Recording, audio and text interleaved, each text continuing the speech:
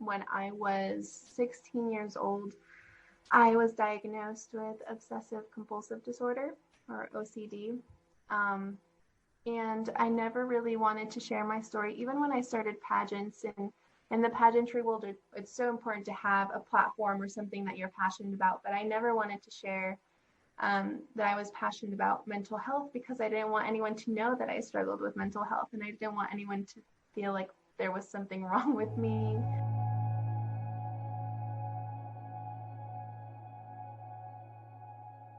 Hi guys, welcome back to Normalize the Conversation. My name is Francesca, and today I'm here with Anagabriella Hercha, International United Miss Colorado Teen, and I'm so excited you're joining me. Thank you so much.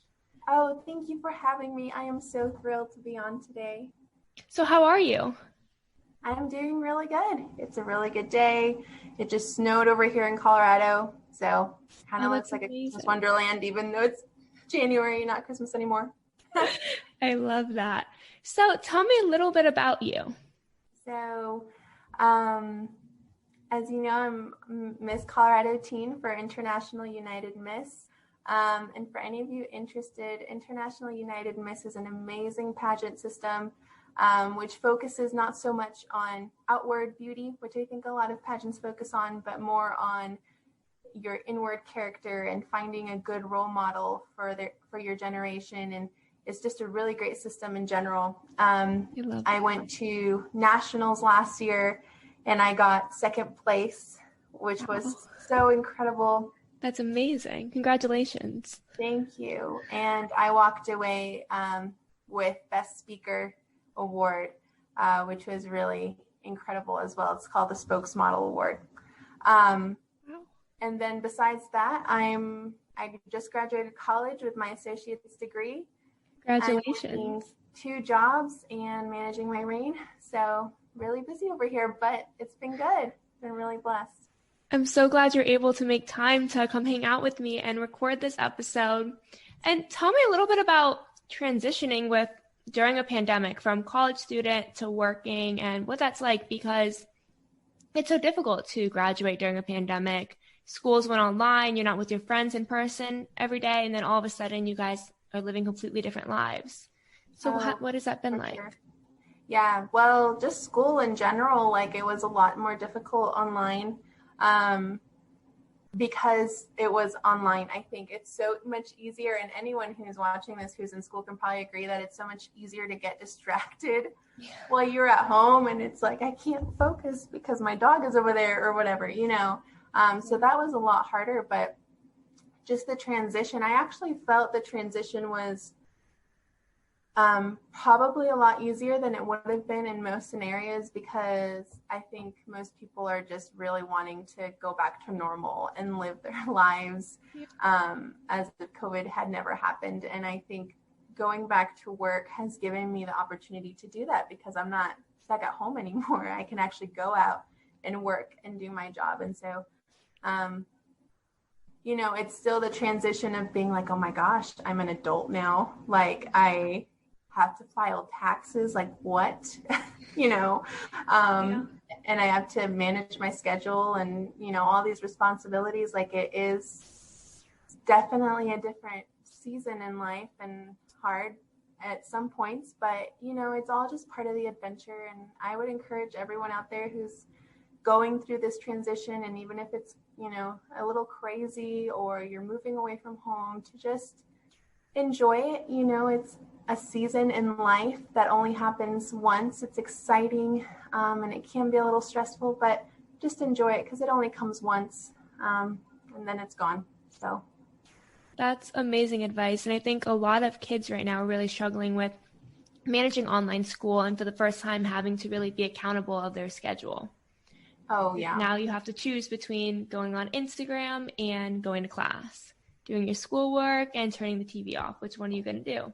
Or turning the TV on? But a lot of people are, I feel like, really struggling. And then you have the whole group who graduated during the pandemic, and all of a sudden, are they ready to get jobs? And a lot of jobs aren't hiring anymore because of the economy. So it's this very different state for so many people who don't know how to cope with it. So I think that was just amazing advice for anyone who's going through it. Yeah, and I think also too, part of it, because I know last year a lot of high school students weren't able to have, and even college students weren't able to have graduations because of COVID. So I think I really would just encourage people to, you know, it is sad that they weren't able to graduate, but getting a job is actually kind of a step back into going back to normal life. So it's probably not as scary as a lot of people may see it, at least during this COVID crazy world. That's absolutely amazing. I love the way you speak about it because a lot of people are afraid to go get jobs now. They don't know. I think COVID really put a lot of anxiety. It brought up a lot of anxiety, and everyone's starting to really second guess themselves and who they are and who they want to be. And we've seen so much change. Most of the world has really gone online. So what kind of jobs? A lot of jobs and a lot of career paths are now so different. And what's that going to look like? So I love how you talked about just getting a job and taking that one step forward back into a sense of normalcy is so, so important. Oh, yeah. No, and you're absolutely right. Like, it's just so strange. I think the hardest part about just COVID in general and the fact that we have a lot of jobs have moved to home and schools at home is the fact that we don't get to interact with people. Like, I'm a hugger, so it's so weird, like, to see someone be like, can I hug you? Can I not? Like, is that weird? And just the fact that we don't get to interact with people as much or touch people as much, I think has really affected just the way humans function in general, because humans need that connection, and we need, touch is actually so important for just the way our brain functions, so Exactly. hopefully everything goes back to normal soon. Hopefully, or into this new normal, whatever it's going to be. But I know I can't wait for the day where we can just go and walk around and hug each other, and we don't all have to be so far apart, and we can see each other's smiles. I think that's going to be the most amazing thing, when you're walking down the street and you can see a stranger smile at you again, because I feel like that's something we all took for granted, and no one realized how cool it was to just see someone else's smile, someone you don't know. Yeah, no, absolutely. I just talked to a boy recently who got his braces off, but he was wearing a mask, so no one got to appreciate his cute little smile. It's like, I'm so sorry. Yeah. Hopefully, we start seeing a little bit more back to normal functioning human, interaction. Well, with this vaccine, hopefully soon things will be back to whatever this new normal is going to be. You started this organization or this community called Hidden Abilities. Can you tell me more about that? Yeah, so I am a huge advocate for mental health, hence why I'm on here right now. Simply because I relate so much to it. When I was 16 years old, I was diagnosed with obsessive compulsive disorder, or OCD. And I never really wanted to share my story, even when I started pageants. And in the pageantry world, it's so important to have a platform or something that you're passionate about. But I never wanted to share that I was passionate about mental health, because I didn't want anyone to know that I struggled with mental health, and I didn't want anyone to feel like there was something wrong with me, or that I was not okay in some way. And eventually it reached to the point where I'm a Christian, and it reached the point where I really felt like I needed to share my story, because I needed to show people that when it's not only, if you do struggle with some sort of mental health, like anxiety or depression or OCD or whatever it may be, that doesn't mean there's anything wrong with you, first of all. And second of all, that's not the end of your story, and that is not your defining factor. And not only can you overcome, and I want to show people how they can overcome, because I am living proof that you can overcome, but you can use that struggle and that trial that you went through for good. And now, for example, I'm using it because I want to help other people who might be struggling with the same thing. So Hidden Abilities is an organization that, or a platform really, is just kind of what I'm calling my platform, of there's mental health is labeled as a hidden disability. As you all know, a disability is something that's kind of a hindrance to a person, and mental health is just labeled as hidden because no one can see it. But I wanted to turn that around and say that instead of a disability, it can be an ability. And so I turned it to hidden abilities. Yeah. I absolutely love that. So with hidden abilities, what is your main message that you want people to get out of it? My main message is that whatever you may be struggling with, whatever your mental health is, it doesn't have to limit you and it doesn't have to define you, and you can use it for good. And so I guess the whole point is that it's not a disability. It's not a hindrance. It may be tough sometimes. I 100% understand. But it's not who you are, and you can rise above it and you can use it for good. So I guess, I don't know, do you talk a lot about OCD on Inspiring My Generation? I know you talk a lot about a lot of other. So that's actually the post that's coming out this week that we are recording. So I am doing a post on Let's Talk About OCD on, I think it's Friday. But I haven't talked about it too much because I'm still learning about it. And last night I attended this amazing support group called Space Movement.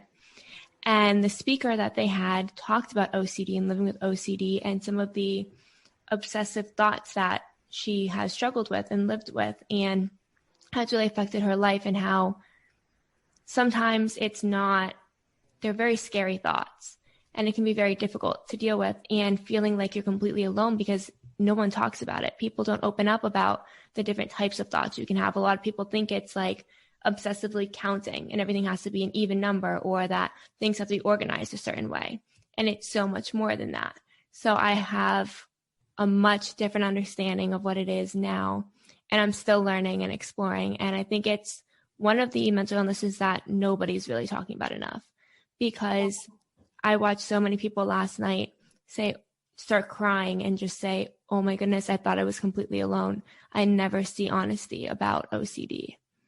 Yeah, and I think, you're absolutely right. I think a lot of people, unfortunately, don't really understand what OCD is. And I don't think it's because they don't want to understand. I think it's just because whether it's the media or whatever it may be, our culture, we've taken the term OCD and labeled it as something maybe funny or a lot lighter than it is. Like, you probably have heard all the time that when someone's really meticulous or a perfectionist, they say, oh, you're so OCD.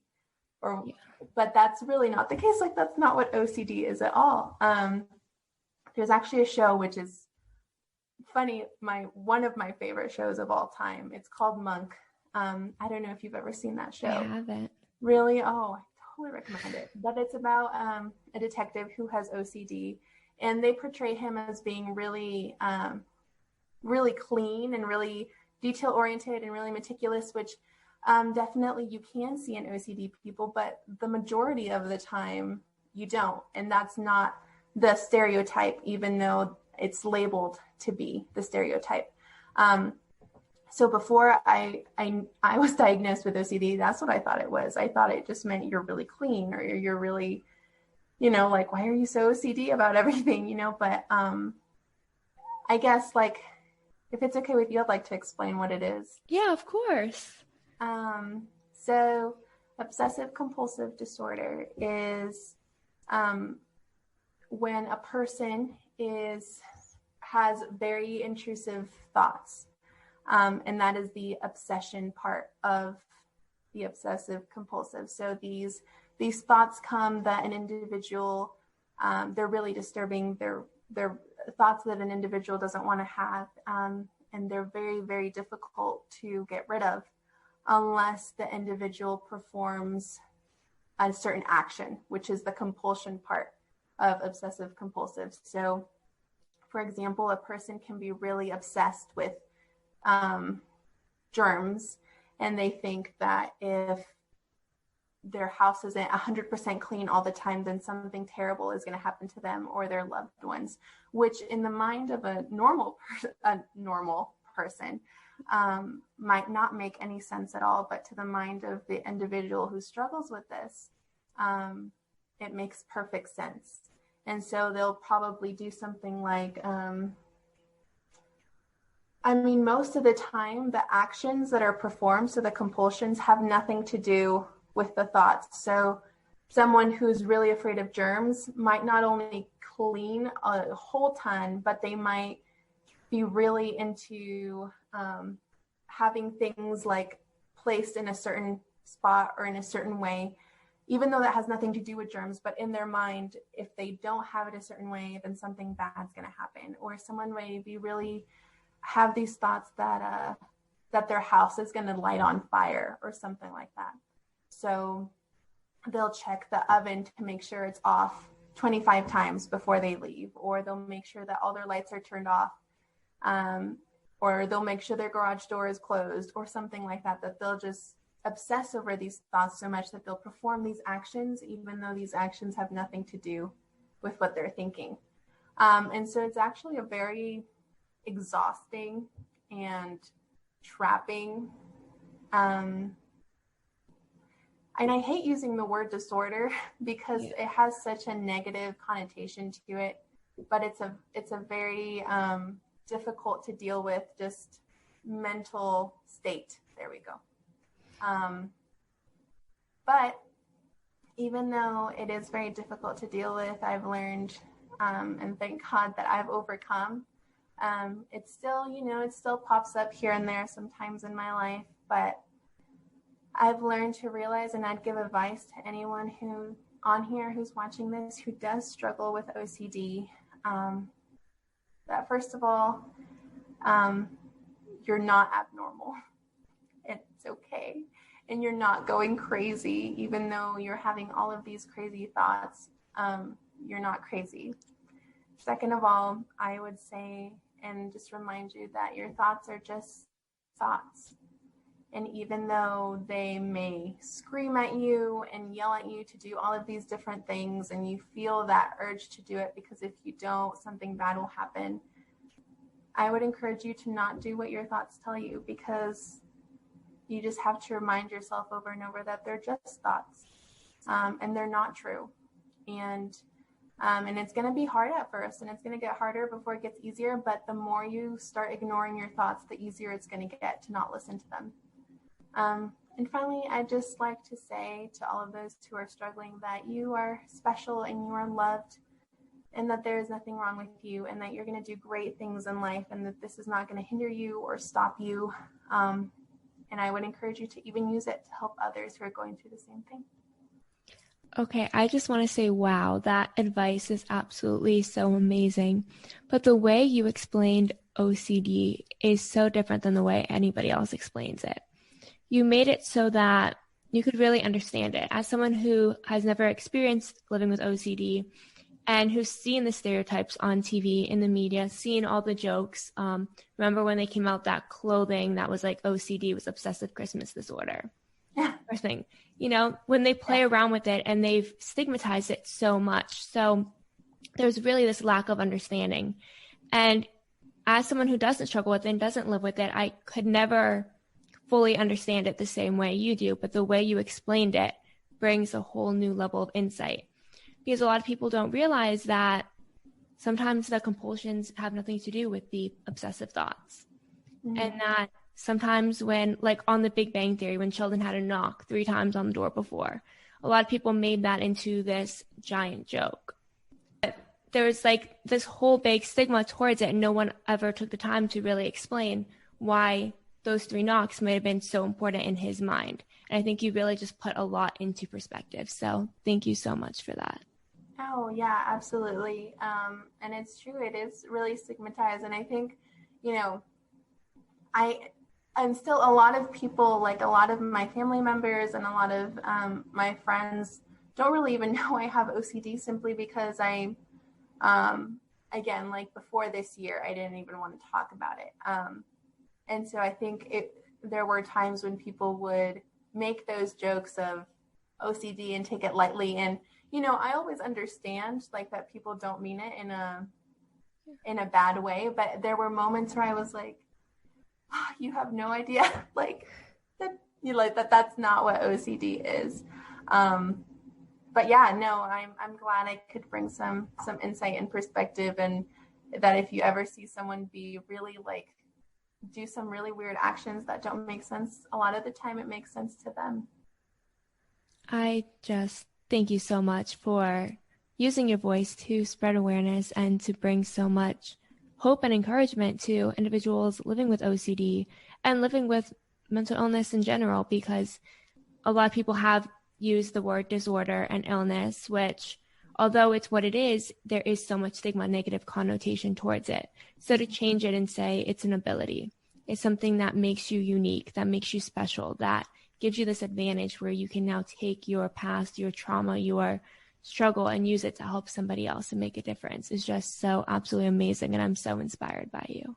Oh, thank you. I would also like to add that if anyone on here is watching that is a person who is really interested in helping people with OCD, like the best way that you can do that, I think a lot of the time our go-to, because we want to help people feel included, is the first thing we say is, you're not alone, or you, like, I've been depressed too, or I've been anxious too, or I've had those thoughts too. Like, it's no big deal. You're not alone.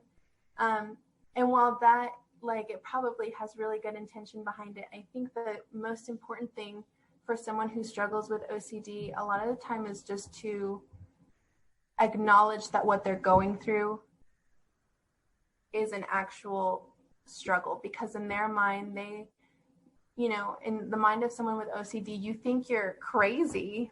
And someone coming and saying, oh, I have those thoughts too. Like, it's not that big of a deal. Like, you're okay. It kind of minimizes the struggle that someone with OCD is going through. And so I would just encourage people who want to help out that if someone is courageous enough to tell you what is going on through their head, to really just acknowledge it and listen and realize that to them, it's the hardest thing they've ever gone through. And the last thing they really want to hear is that, that it's not that big of a deal. And then after that, you know, after they've felt comfortable enough to share and you've listened and acknowledged that, then it's okay to be like, and there's other people that, you know, that can sympathize with you and empathize with you because they've had those thoughts too. But I think it's really important, first of all, to acknowledge that it is a struggle and that it is a big deal, because in their mind it is. That's absolutely amazing advice. And I think that will help so many people, because one of the biggest issues with the stigma and the negative connotation around mental illness in general is that there's a lack of education, understanding. People don't know how to have these conversations and how to be supportive. And it's not because they don't want to be, it's because they weren't taught. Our school systems don't teach this. There's not a course you can really go in and take on how to help someone who's struggling. So I think that advice will just help so many people. Mm-hmm. Yeah, I hope so. Thank you so much for joining me today. You are absolutely incredible, and I'm just so honored that you came on and did this with me. Thank you. Thank you for having me. I had a really, really great time, and I can't wait to see where Inspiring My Generation is going to go in the future. I know that it's going to grow a lot because you're doing an amazing job with it.